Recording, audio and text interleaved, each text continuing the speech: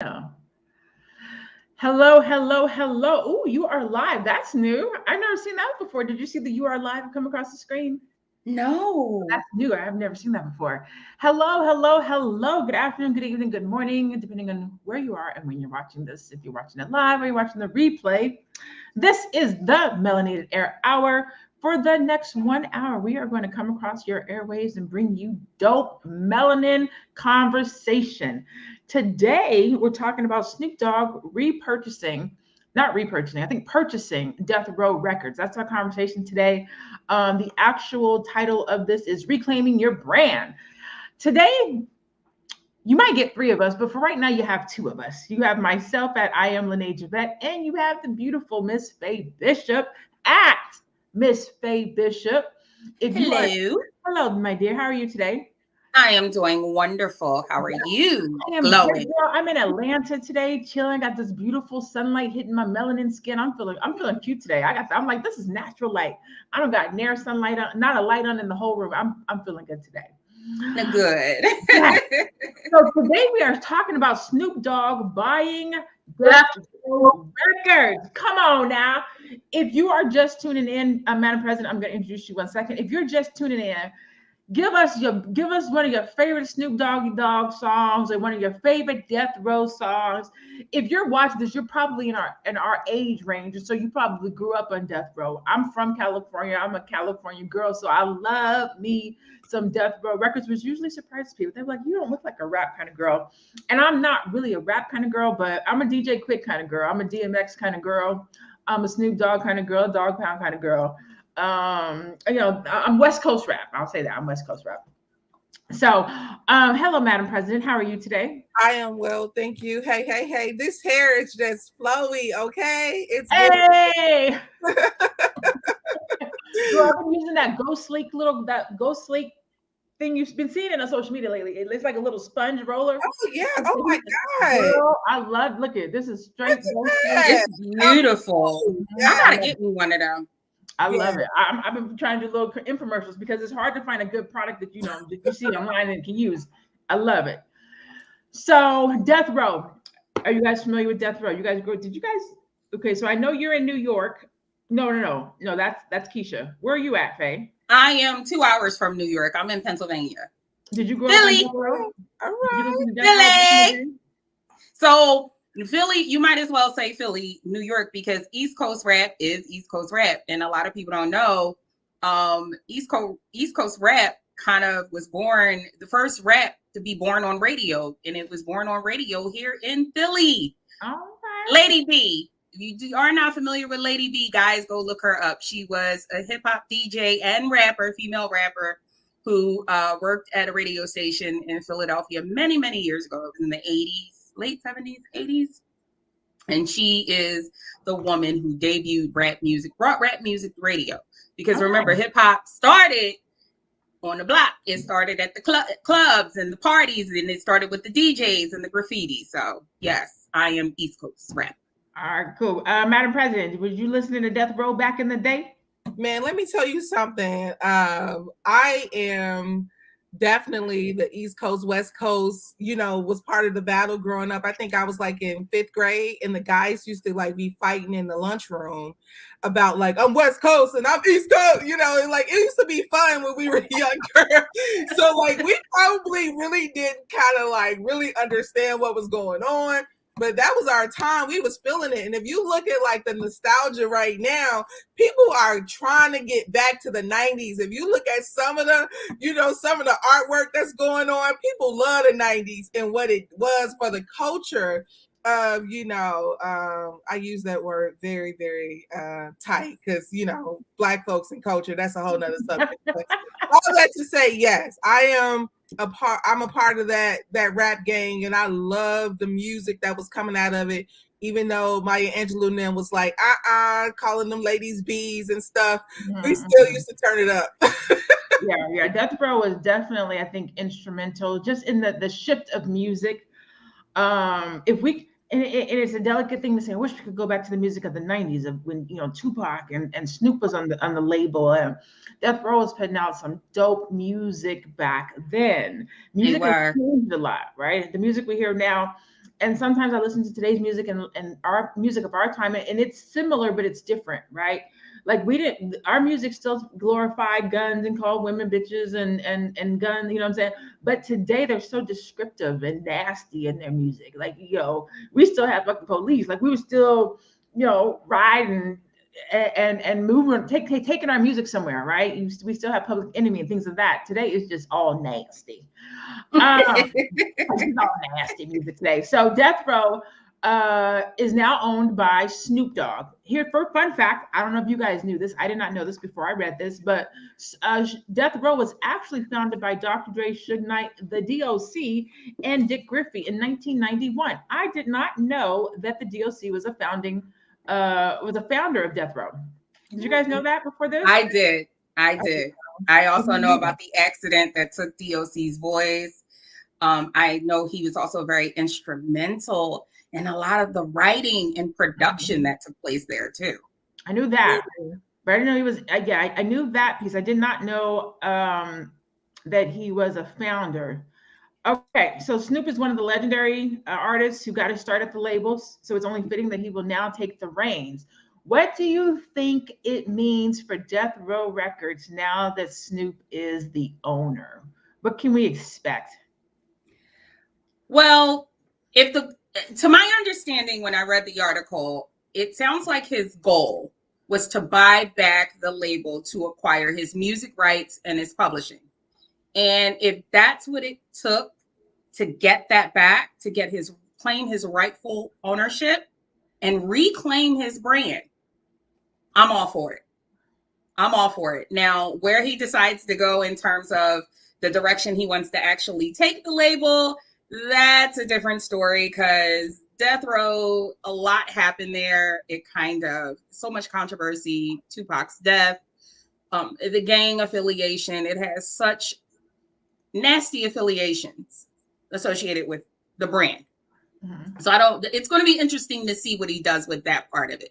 But I am very proud of him for this move, because a lot of artists signed to those nasty 360 deals. And I know that is something that Snoop did.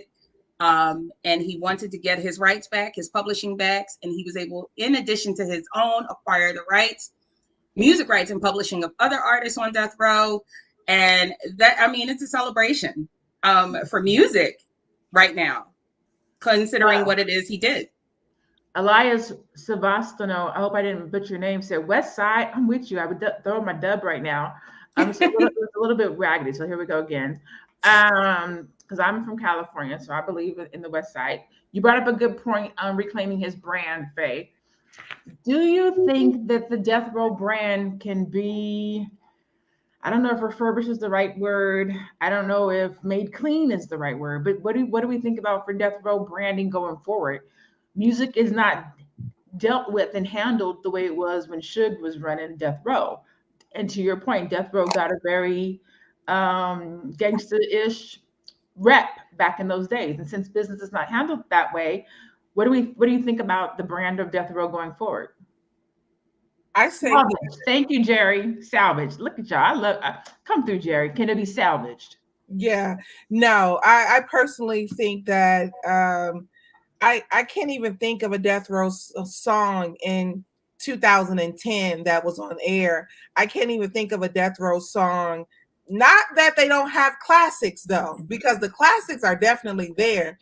But when you think about the current industry, a lot of these artists that are on the radio or who've grown to be very popular, according to what I understand, they have about 4 different companies that's over their management and 4 different companies that they're paying out to, which means this stuff requires money. This is a lot of money. And so when I think about Snoop Dogg, him being, I would say, one of the fathers of music, one of the fathers of the hip hop, West Coast rap.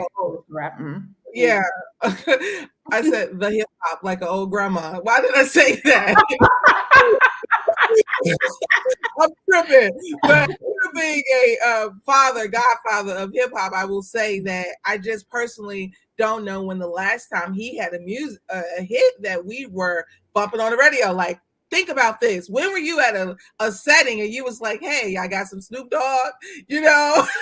Like, it don't work. It don't happen. So hold on. Snoop Dogg is timeless. Snoop has been around for years. He has reinvented his brand multiple times. He did a Christian album. He did a Jamaican album. He's really he had a TV show with Martha Stewart. Like, come on now. Diverse. Right. Snoop is Snoop. We know, and not to mention, let's just say that he's also on Black Mafia Family, which is a show that was filmed just recently. Yeah, come on, don't be banging on the West Side. Right, 2021. But when I think about music, I'm thinking like, are people going around saying, hey, Snoop Dogg just dropped an album, did you cop it? I just really believe it. Is his time up? Absolutely not. He is classic, but hey, can he take this agency and take it to the new height? He has a new album coming out called BODR. I had to do a little bit of research before we did our session today. So he has a new album coming out called BODR. I wish I could tell you what it means. I couldn't find it anywhere. And it's an NFT album. So he's in blockchain. I mean, say what you want. The brother has found a way to stay relevant all these years. And now to be able to buy his namesake, not his namesake, but the what he said, Death Row is the label that pays me. What? And now Death Row literally is the label that pays him. Come on now. I feel like as an overall investment, though, he's going to take more money than he's going to get back from this, from the startup. I'm looking at this as a true startup situation. It's not a startup because it's already a brand. Listen, if hypothetically speaking, if Death Row finds The Game, Kendrick Lamar, and any other super hot LA rap artist, it's over. And look what I wrote on my page. If they bring Dre back to do the beats, the rap game is done. The West Coast is back. We're gonna kill everybody. That I agree. I could see where that would go, but and it sounds great in theory, but how would that translate into practice? Especially when you think about where the music industry is today and how a lot of artists have transitioned out of signing deals, label deals, and moving the more independent route so that they can actually keep more of their royalties and keep more of their own money. You know, what soured, I feel, the entertainment industry was the 360 deal. And if for those who don't know what a 360 deal is, it is something that Snoop Dogg himself actually signed with Death Row Records when he first signed to the label. And mind you, he was only 20 or 21 years old, I believe, when he signed to Death Row. So like most artists who don't understand the music business, he admitted that he had no rights or understanding of publishing, what points on an album meant, ownership, or any of that. And again, for those who aren't aware of what a 360 deal is, it's when a record company agrees to provide financial support for an artist. It includes advance money, as well as support for your marketing, your promotion, your touring, your merchandising, and all other areas. So it's like a loan, so to speak, that you agree to with the label, and in turn, you agree to give them a certain percentage of your overall money acquired from these revenue streams. So it's not just a percentage of the album sales, which a lot of people tend to associate, or at least thought that 360 deals consisted of, where they just collect this large percentage of your album sales. No, they don't just collect money from album sales. They own your likeness, your imaging, any money that you make. If you make money, they make money. Under that brand, they make it. Everything. It is actually one of the worst kind of business arrangements you could ever enter into. And unfortunately, because the 360 deal, which became popular during the Motown era, has kind of cast this dark shadow, particularly over the music industry. Even with Snoop, deciding that he wants to re-innovate Death Row Records, there's going to be a lot of work there to do in order to turn it into what it once was. But I don't If think you decide to go in that direction. Here's the thing. I don't think, to your point, I don't think we should turn it into what it once was. I think we have to make it, to your point, make it current. We do have Spotify, we do have Apple, we do have people that are self-publishing and putting their own stuff, putting their own music out. So he can't go back and make it what it once was. He has to be thinking about this from a business perspective and moving forward, like Madam President said as well. That we're in a different time, we're in a different day and age. So he can't make a death row of yesterday. He definitely has to make a death row of tomorrow. So now, go ahead. To give clarity to that, when I say the death row of yesterday, I'm talking about the cash cow that Death Row Records once was. You have to think about from the deals, from the 360 deals. Yeah, you think of the Chronic, the amount of albums the Chronic sold. Doggystyle, which is Snoop's debut album. The Chronic and Doggystyle are actually, as well as Tupac's All Eyes on Me, I think, are the biggest selling albums over there. I don't think anything outsold the Chronic. So that's what I mean. Turn it, like, in other words, acquire an artist similar to that of himself and Dre and Tupac, 3 popular artists on the label, who sold millions and millions of albums and generated all of this money for the label. Could that happen today? And I say that because of where music is right now. Who would be willing? It would have to be a Kendrick Lamar, like you said earlier, to your point. It would have to be a big name artist who would agree. But at the same time, because of where music is, would they agree to give such a large percentage to Snoop Dogg and Death Row Records in exchange for being on the label? That's where that question will lie. I think that people are going to run into, I think, in theory, I'm not trying to hate by any means, but I think theoretically, people, young men, think about the music industry. It's not really, people are not trying to get Madam President to come to a concert or buy a lot of albums. They're trying to get 19-year-olds, 17-year-olds, and 16-year-olds to go to concerts because young people pay for everything, right? Mom, can you get this? Can you get this? Can you get this? So trying to get a bunch of young people to get to the concert that transcends also to adults, you know, people in their 30s who spend their own money on stuff. I just find that it's gonna be like signing NBA players. You want to go, hey, look, you want to be on Drake label? You want to be on Top Dog? You want to be on Kendrick Lamar's label? Or you want to come over here to Death Row Records? I mean, this ain't the 90s. Do you want to come over here to Death Row Records? You know, and not to mention the marketing aspect of it. Death Row was a very thuggish, bullyish record label. You know, they hottest rapper was killed. Not to mention, you know, he was killed and people were questioning, was the owner of the label responsible? Are you going to recover from that? It's nice. And I think, like Faye said, it sounds excellent. But when it's time to put them dollars in this, I am just not seeing how this is going to transcend beyond the metaverse. Ooh, I like the way you said that. The metaverse. I don't know. I think I have hope and faith. I mean, here's the thing. If you think about today's music in comparison, right? Back in those days, we loved our record label. Def Jam, we supported Def Jam. Bad Boys, we supported Bad Boys. Death Row, we supported Death Row. Mass P, we supported No Limit. So each one of these labels was like its own little gang, if you will. Yeah. Today's music, we don't have no labels. Like, I can't tell you a single solid label that's out there other than your major Sony Music, you know what I'm saying?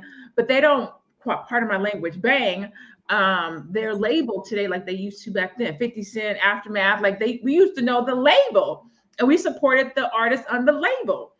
I think and believe that by bringing Death Row Records back, we may get back to more of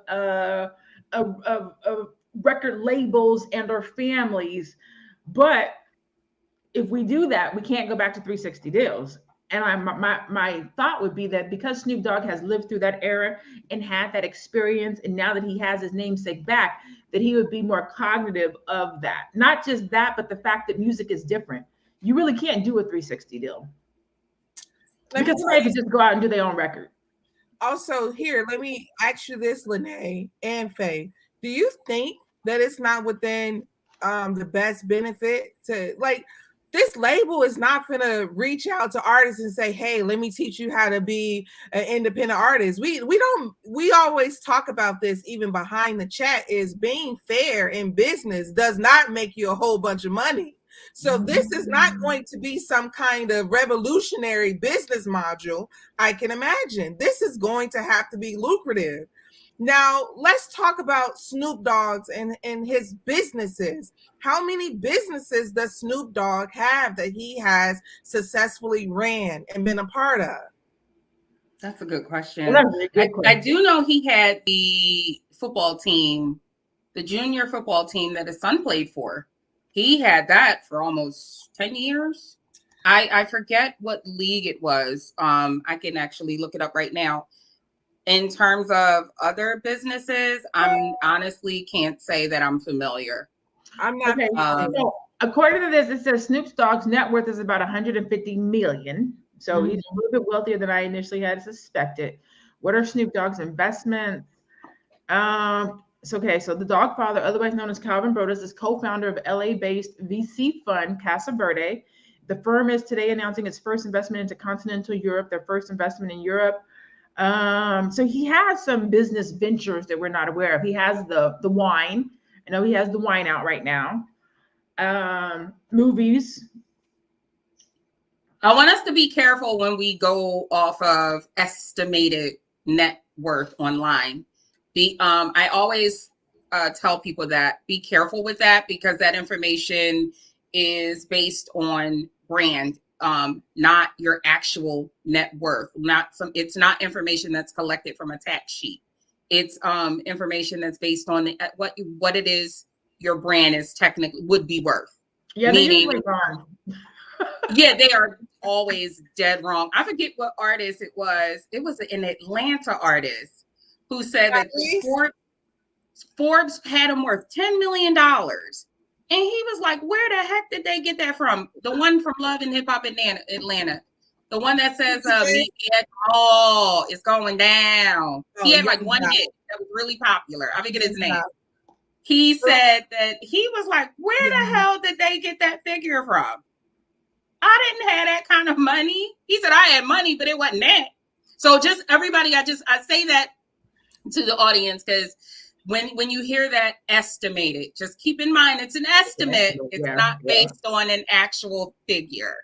I always like to look just to get an idea, like, okay, but based on who they are, I will either reduce or increase based on, I'm like, what did they say this is from? Oh, no. Okay, that is less than that. Or I'll be like, oh, they didn't account for this or this or this. It's definitely more than that. But that's just a little Google look. So, but it's a good question. This is a great discussion, because it does make you wonder what would be next in terms of not just for Snoop, but what it is he intends to do with this brand, because we are definitely in a different kind of era. Music is different. Everything is different. And one of the things I found interesting is that Lene said that he is releasing an album as an NFT. So maybe he could go in that direction, because I just don't see this coming back as a traditional label. I don't. But there aren't any traditional labels. So it would be redundant to come back as a traditional label. There still are traditional labels. You do have Universal Music. There is still Def Jam that exists. You still have Sony, Columbia Records.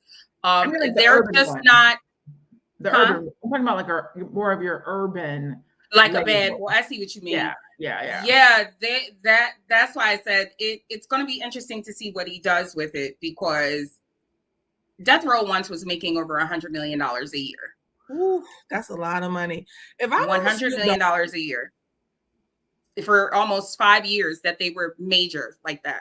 So that's a lot of money. Just thinking about like having that much money coming in and the beef and the hits. I mean, it was really, really interesting and kind of fascinating for those who really followed it. And I think that I would try to start telling the death row stories. It's still a lot of stories out there with death row, even Suge Knight's story, that hasn't been properly produced. I think he can go into a film arena quicker than the music arena, because the flip on the film parts is you spend, you basically, whatever you spend, the anticipation is to make a whole lot more.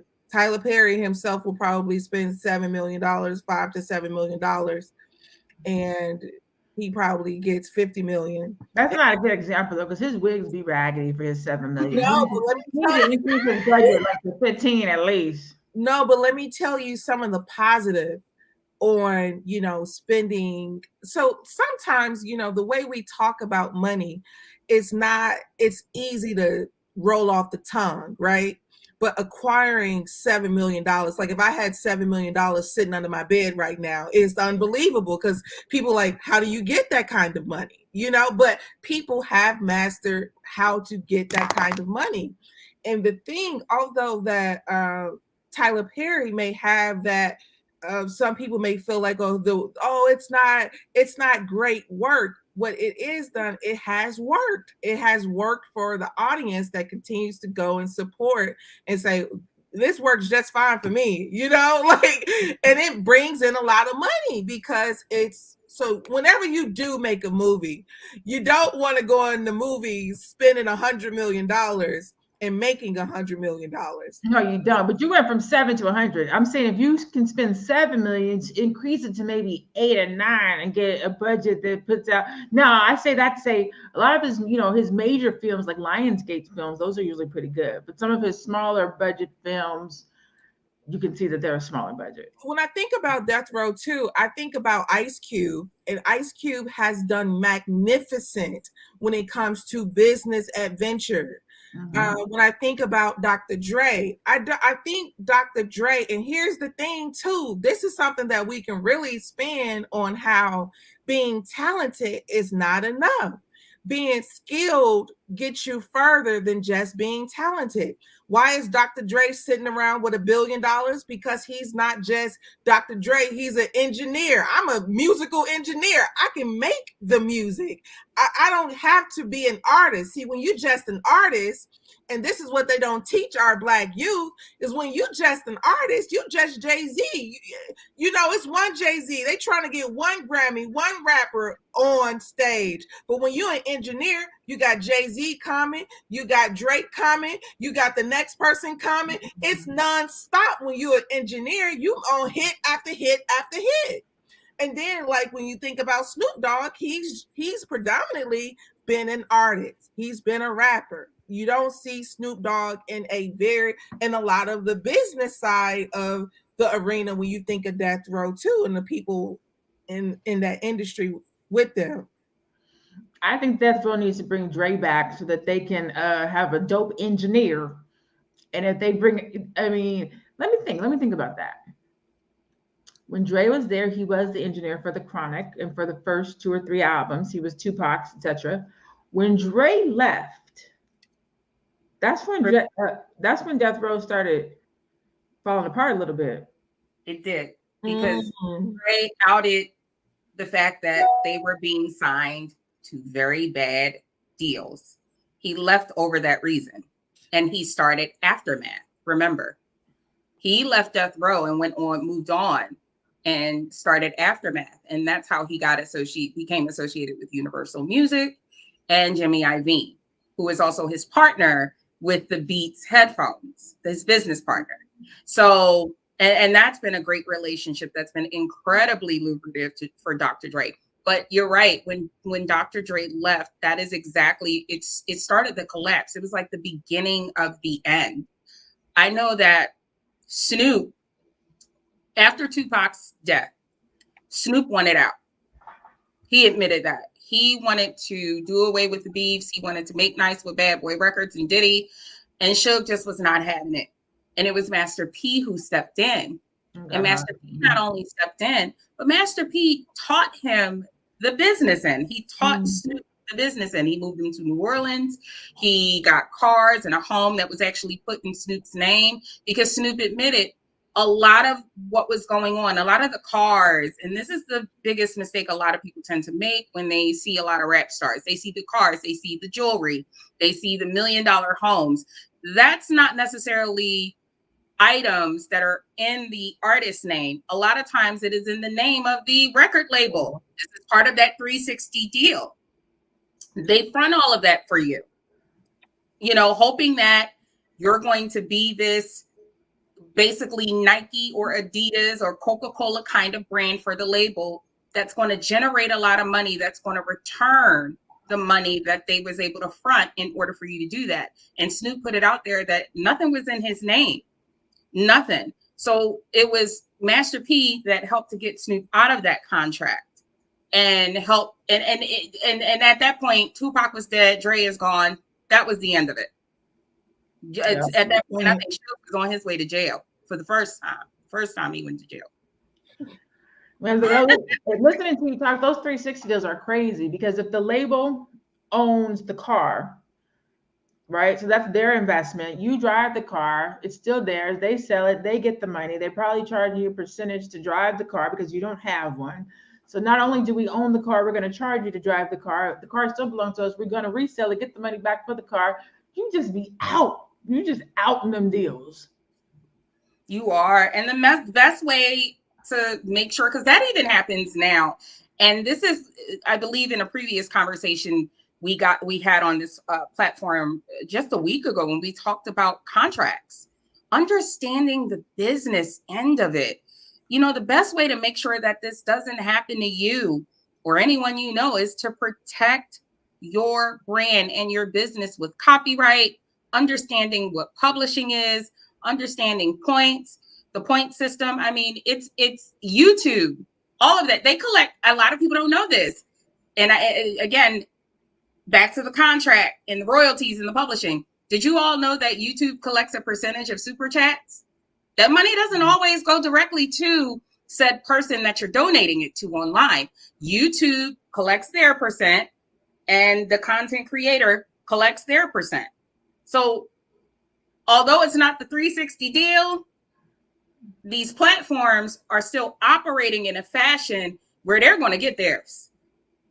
Yeah. You're going to get them some money. Even GoFundMe. GoFundMe collects a percentage. You get a percentage of your donations. Yeah, anything that you make a payment to, if you guys are paying somebody, they get a percentage. PayPal, unless it's like a PayPal, unless you say it's friends and family, that platform is getting a percentage. Doesn't matter what it is, that platform is going to get a percentage. So within that being said, for Dre to acquire it back, again, if he felt he needed to do this to get his royalties and all of that, I'm all for it. But I think the music business is different because everything's not the same anymore. And the direction that music is going in, especially since everything is so digitized and we're in the metaverse now, this is going to be interesting to see what happens. But the best way to make sure none of that kind of stuff happens to you is to protect your rights, protect your brand, and protect your business. Yeah. So Mr. Man says, baby, Dr. Dre ain't engineering anymore. Not so true. He does still engineer, but you gotta be somebody. He ain't engineering for the average Joe, but he still does some stuff for Mary. He still does do some different things. He still works with Eminem. So he has specifics and particulars that he'll come out of retirement for. But you did bring up a good point. I don't know. Is Aftermath still around? Do you think Dre would go back to Death Row Records? No. All that money he made off Eminem? Exactly. Eminem is set him up to the point where, and then not to mention, beats by Dre, which I consider to be a little literal, but that's another story.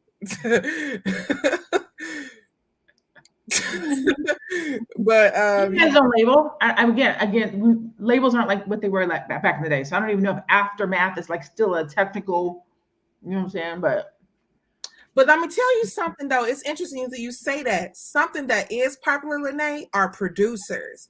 Remember, Mike Will made it. That's one. What's the other guy name?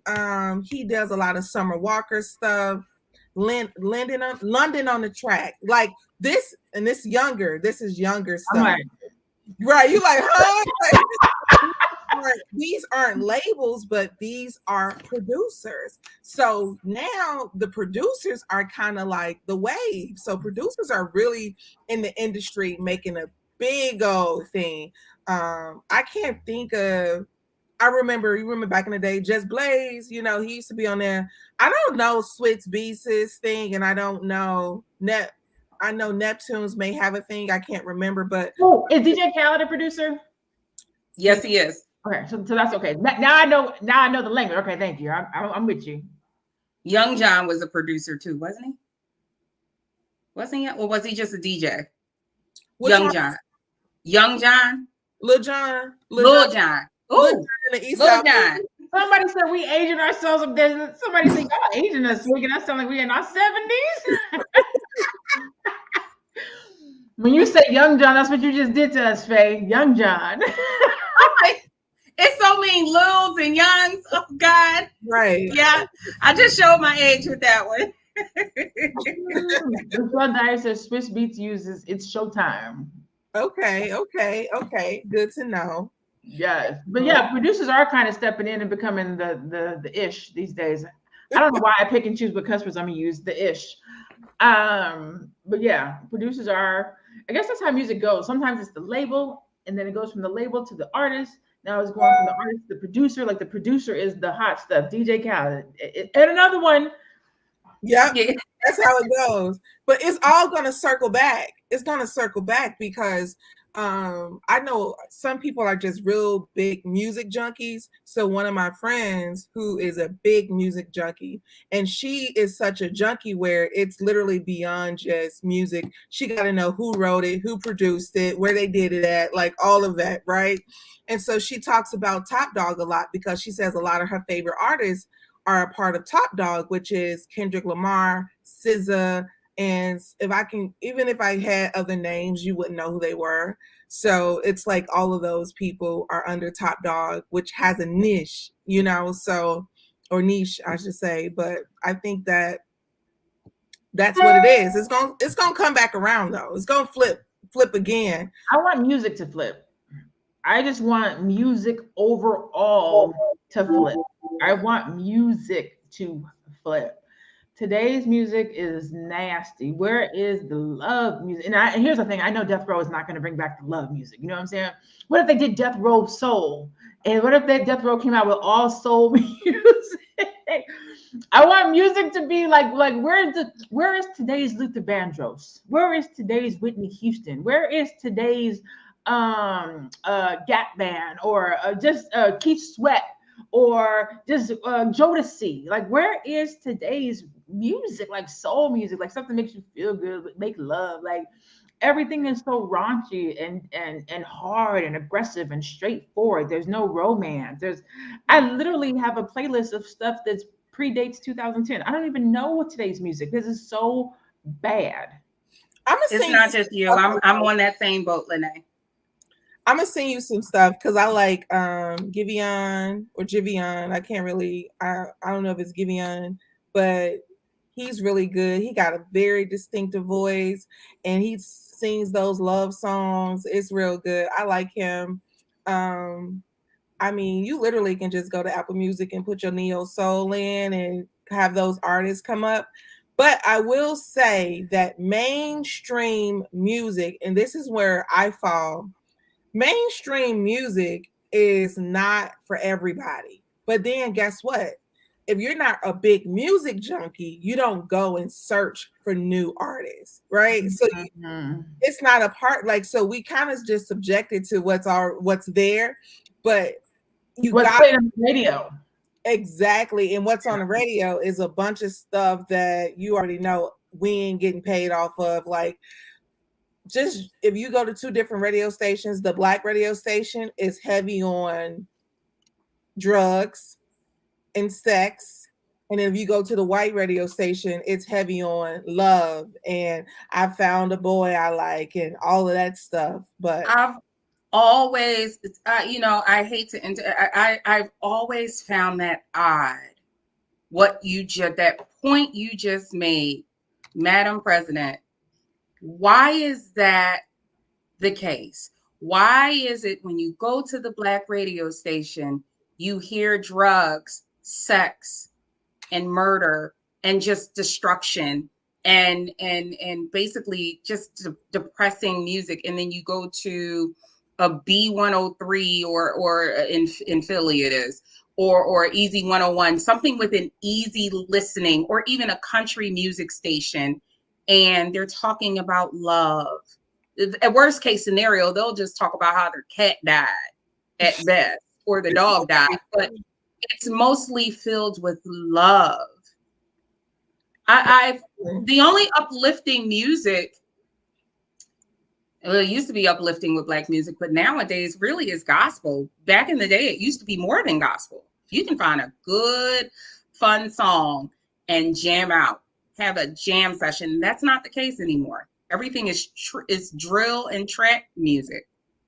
It is. And then the sound is so consistent. You don't even know when the song ends because the next one sounds like the last one. And then the one after that sounds like the last one. So the thing is, when you come with like difference, the label is like, nah, we don't want that. You got the same thing. We want the same thing over and over again. And then the thing that really bothers me the most is that like they take advantage, and they also did this to Snoop Dogg, and they did it to Tupac, and Tupac was just so special that he did have community and education. That's what kept him just being able to grind it out the way that he did. That's what kept him being able to articulate himself. When you think about Tupac, he had a fire. You don't meet these same artists that has a fire on the inside of them that's able to say, man, look around. I went over to I'm in DC. I go over to the White House, and this is 100 rooms in the White House, and it's 100 homeless people sleeping around it. That seems like a problem in America. That's what Young Fire had you about. But it's like now it's not like that. But at the same time, these young boys, they're not educating themselves in any capacity. And it's like, I feel like the music industry exploit the trauma that white supremacy puts on Black folks in the first place. So here you go, have our young boys in these environments, because the disbursement of educational funds ain't proper. So the young Black men in just from an educational standpoint, they ain't in the same educational environment as young white boys like Justin Bieber when he was of a certain age. So then we go out, and what you want to do? You want to do music. You want to write about this pain. Kanye West, college dropout. I'm going to write about this pain, right? Now, this the same pain that I'm going to go out and fall in love with. This the same pain that I'm going to go out and make a whole lot of money for. It's like, I don't mean to be deep, but it's a lot that's tied to our music. It's tied to the way that we live. It's not just people out here making bad songs. People out here living like this. And that's where the issue comes. So I agree with you. I'm going to say I agree with you, and then I'm going to put a period, and then I'm going to start a new sentence. Okay. So I agree with you, and I don't want to say however. That's why I wanted to put a period. So I don't know how to make this transition. Yet that's not all the situations. Cardi B's music, Megan's music, somebody is sitting in a lab putting that crap together. They haven't had all of those experiences. So some of that, to your point, I think that's how we got here, right? With NWA, they were literally rapping about their experiences. Mm-hmm. Public Enemy, they were literally rapping about their experiences. That's how we got here, right? Those weren't their experiences. And that's another thing we need to highlight. Well, in LA, Ice Cube was a college student. NWA, those things were happening on the streets of LA. What they were talking about what that stuff was actually happening on the streets in LA. So they were rapping about the things they were seeing. Was all of it real? Dope Boy did it? Maybe not. But those are things. The thing is, people were able to relate to it because that was the life that they were living, and that's what they were seeing. They were seeing Tupac's song. I think it was "Dear Mama."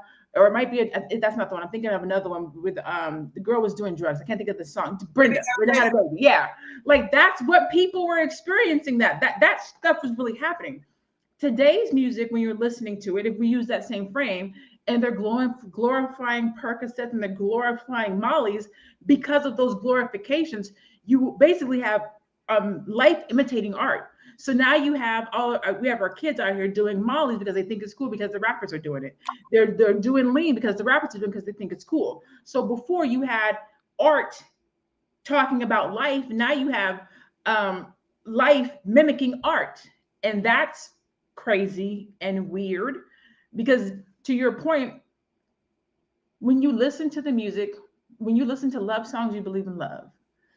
Maybe not, or maybe you want a love like that, right? You want to be like, oh, that's how I want to be loved, or that's how I want him to come in and lay me down, or whatever the case might be. But if you're listening to Molly Percocet, then you like, oh well, hell, Molly Percocet must be the thing. So there's a level of brainwashing that comes through the music, the same way it comes to the TV. When we watched A Different World, everybody wanted to go to HBCU. Now everybody want to have an empire. Why can't we tune out of it? I noticed that Michelle said something, a comment a few moments ago. She said they want us to view white people as wholesome. They do. But when you say they, who are you talking about?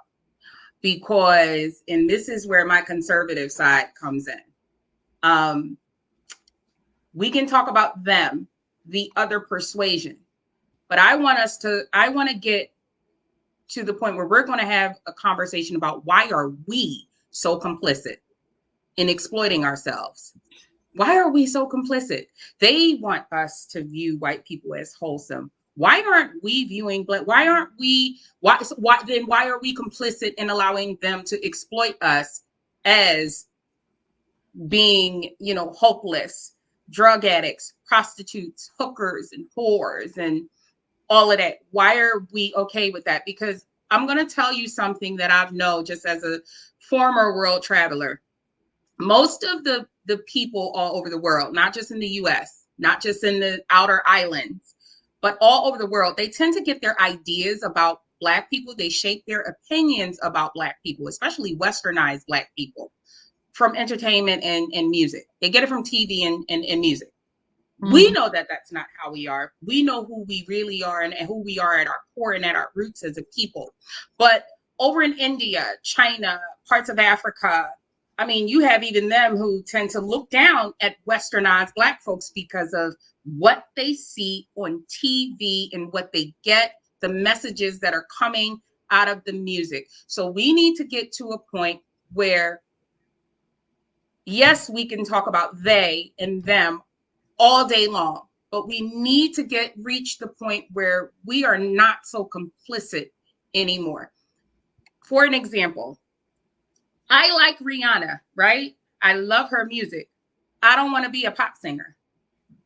I don't want to be Rihanna. I don't want tattoos all over my body. I don't even have a tattoo. I don't want that. I don't want to live like Cardi B. I don't want to be Cardi B. I don't listen to Cardi B's music. I don't listen to me. I don't even go near it. I refuse to. Somebody could offer me $1 billion today. I wouldn't go near it. But there are people that would. There's that complicit part. We need to get to a point where we're not being complicit anymore, because there's something that came out in the news recently, and I'm noticing we're quiet about it. And I have just one word. And Lene and I was talking about it before this broadcast started: crack pipes. Yeah. Crack pipes. Now, we know ain't nobody smoking no crack. We not. Not we, one thing. Not to the degree that was done in the 80s. But this is what they're doing. This is what they want to distribute and push to us. Why are we so quiet? It's almost as if we're like, okay, well. You know what? I think that okay. You make a great point. I think that you make a great point, Faye. And I'm going to say something else too. The psychological, Black folks don't want to deal with the real psychological issue of just truly just rebelling against the programming. You know, it's kind of like we want to potentially just kind of blame and just say it's the programming, but we don't want to turn it off. Not to mention the money, the my thing is, I do not like the concept of doing anything for money. That's how our ancestors got here. I don't subscribe to that, doing anything for money. This is how your grandmother was a part of Jim Crow, is the concept of doing anything for money. So we got to stop looking at people who become famous and rich as something to subscribe to. They said in, I think the video of Dr. Boyce passed this video around recently, TikTok. In China, TikTok, you don't get rewarded in TikTok in the algorithm for dancing. You get rewarded through their algorithm for being, for teaching, engineer topics, for teaching, you know, things that's going to be constructive to their environment. But in ours, they give us reward for everything that is destructive. So I just really believe it requires a lot of work, like even for us to speak on, just also to just being fully transparent with the people here, even for us to come and do business conversation. Like, this is effort. Like, it was almost so easy to subscribe to the gossip and what's going on in the world, but for us to come and gather and say, like, no, what this is going to be business conversation, that required intentionality, because it's not easy trying to rebel against what's considered to be a norm. You microphone drop there. You actually made a really good point, because it's always easier to do the norm, right? Speaking about melanated air, there is a lot of gossip talk shows or gossip podcasts or entertainment podcasts, and those are very easy to do. You get very high ratings, but to come and have an intellectual conversation about melanin things that are happening in the world from a business perspective, we do try to keep things edgy. Today we're talking about business, but we're talking about business from the perspective of death row, and we talk about things that are lifestyle, that are business, but there are conversations that most people aren't having from this perspective. And that does take a level of stepping out of the box. And it's difficult. And everybody doesn't want to do it because it goes against the grain. You have to work harder to go against the grain. You do. You don't get as much praise when you go against the grain. Your bag is not as big when you go against the grain, because what we're calling the grain is really the machine.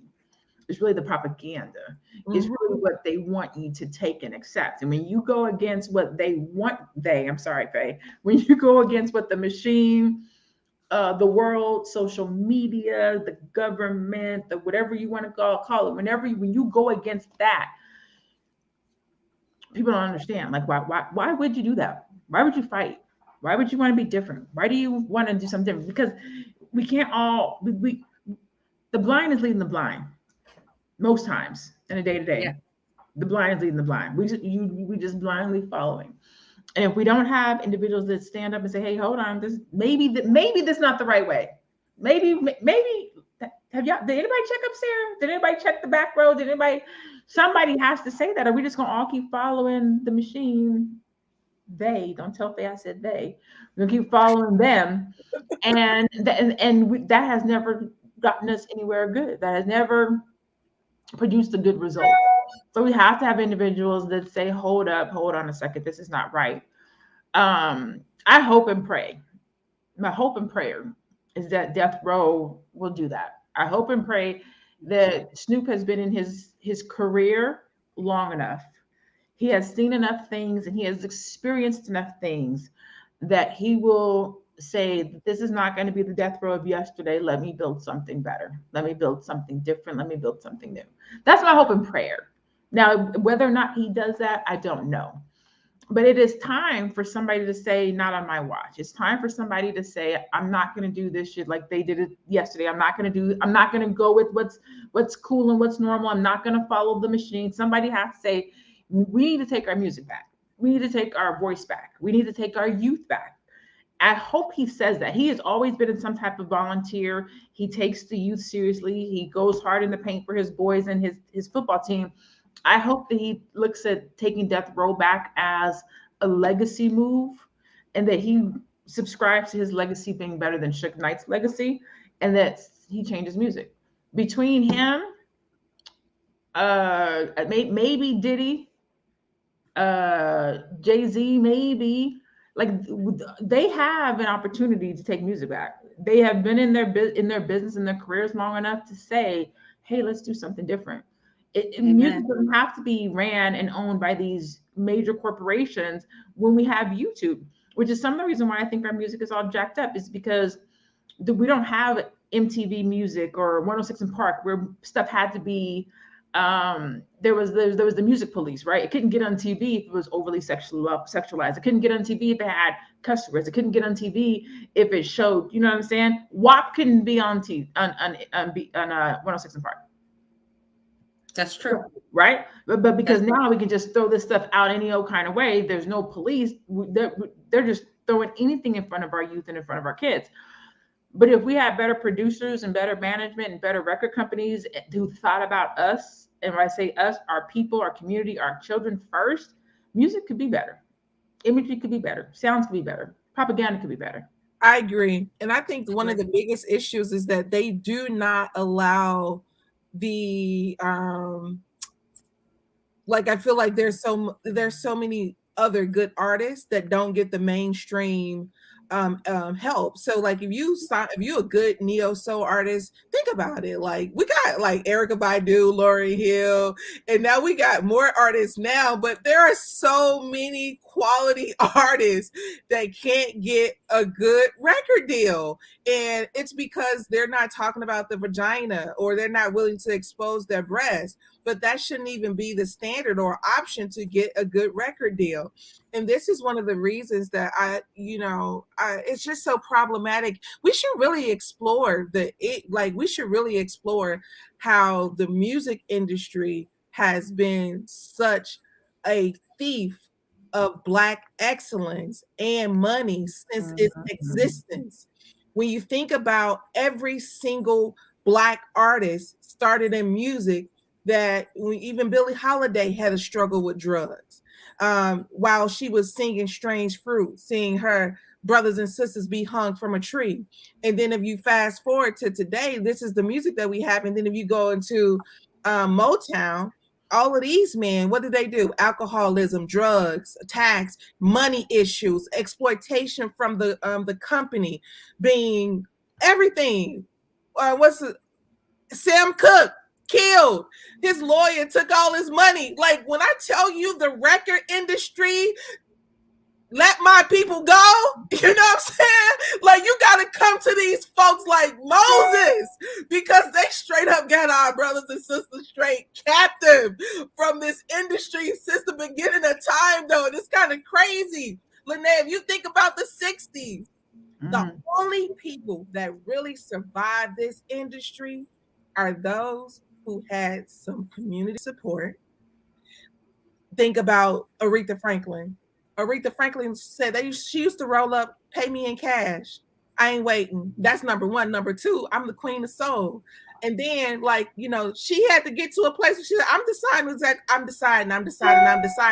And what did Aretha have? The skill set. I play my own music. I've been in it since a long time. So I just believe there's just so much in depth in in this particular subject that we can continue to explore.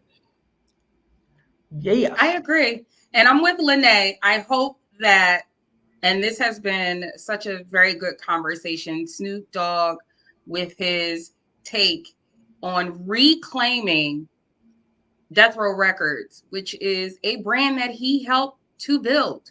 He was one of the most popular artists on that label. I hope that he is able to do that with rebranding the company, because I do know that he's definitely not going to take it back to what it was. But I do hope that the direction he does take it into is something that will be much more lucrative, not only lucrative financially and economically for those that sign under the label or work with him on the label, but it will be something socially that Black people can connect to once and for all, because we have lost that connection and we don't have it anymore due to the exploitation.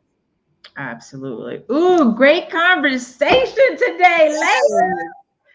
Great conversation. Yes. There's so much. I mean, first of all, I love melanated air. I love that we can look at things that are happening in the world, real life, real time, and talk about them from a business perspective. But with our own spin, right? Like these things are happening in the world. I have no idea who else or what else is being talked about. But Snoop buying Death Row is a major. It is. Situation. Like it's major, right? And it deserves a conversation. And I think we did a good job of dissecting it and looking at it and bringing our own perspectives and banging West Side. You know, I'm from California. But just having really good dialogue and breaking it down. We don't always agree. Sometimes we have different views and opinions and stuff, which I like because sometimes you guys force me to think about things in a different way. You know what I'm saying? And sometimes I have to hear it. And so I love that about this conversation. Before we go, like I always do, I like to go around and do a recap and just let everybody do their final thoughts. But before I do that, please make sure that you go like and support Melanated Air. If you found this conversation to be beneficial or exciting or entertaining or knowledgeable, you can definitely go and find and love and support each one of us individually. You can find me on social media at I am Lene Javette. That's my handle. You can find Madam President at the #1, Madam President with a Z. You can find Faye Bishop at Miss Faye Bishop. And you can also find Melanated Air at Melanated Air. We are on social media. You definitely go follow us on YouTube if you get a chance. And we're here every Tuesday and Thursday at 2:00 p.m. Eastern-ish. We're doing better with our CPT time. So we're always online at 2, but sometimes we're meeting with each other, getting kind of, we only see each other two times a week. But yeah, make sure you go like us, follow us, and support us. Final thoughts, Madam President. Hey, look, in the words of Tupac, you know, I remember Marvin Gaye used to sing to me, had me feeling like Black was the thing to be. I just say good luck to Snoop and, you know, Death Row Records, whatever they produce. I hope that they have what is inside of them to make a change in the industry and to the youth that will come after him. Yes. Amen to that. I just want to say I am actually very proud of Snoop for being able to reclaim his brand. Salute to that brother. And I just want to say to all of the content creators and small business owners, always keep in mind that your obligation to your business extends well beyond the 8 to 12 hour workday. Your responsibilities as a brand isn't just to get up on social media and declare it. You have to get it in writing. You have to protect your rights. You have to protect your content. You have to protect your publishing, because Snoop got the opportunity to come back and buy back what was rightfully his. The average person does not get that opportunity. So to avoid that, definitely protect your neck. As they would say, I'm an East Coast girl, protect your neck, the Wu-Tang. Make sure your business is straight so you don't lose out. Mm-hmm. And that's my final thought. Boom. Basically, she said, get your shit right from the beginning.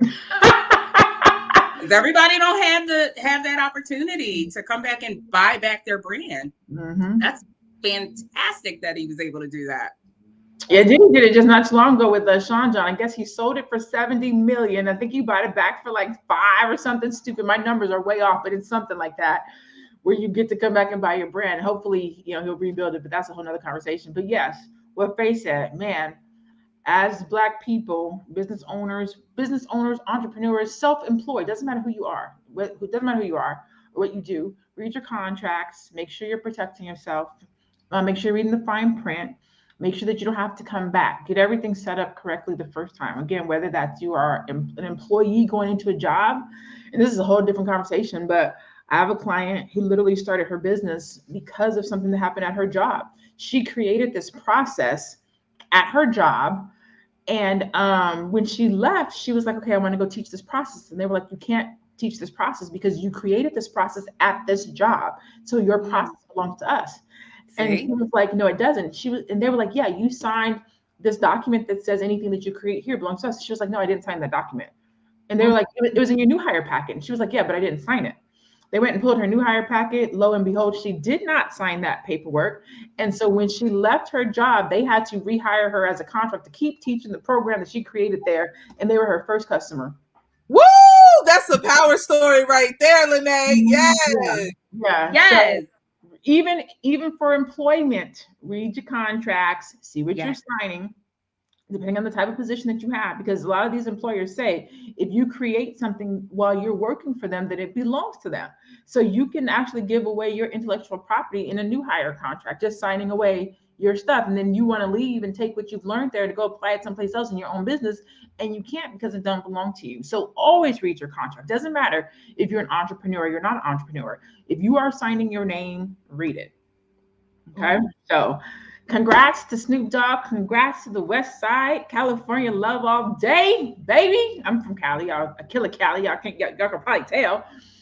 This has been a great episode of the Melanated Air Hour. Again, we are here every Tuesday and Thursday, 2:00 p.m. Eastern. If you want to catch us live, but you can always go back and watch our replays on Melanated Air and follow us on social media. Today is Thursday, so this is our last show for this week, but you can catch us back here on Tuesday of next week. Again, there's anywhere from 3 to 5 of us. Today you have myself. I am Lene Javette. You have Madam President at One Madam President. You have Faye Bishop at Miss Faye Bishop. We are missing Teddy Ewing and Keisha Ravenel this week, but you will always get between 2 to 5 of us on any given Tuesday or Thursday. And it will always be one of our faces. Yes. Yes. You will always see melanin on Melanated Air. All right, you guys, as always, have a great rest of your day. Continue to be Black, stay blessed, and be one. Be one. Bye.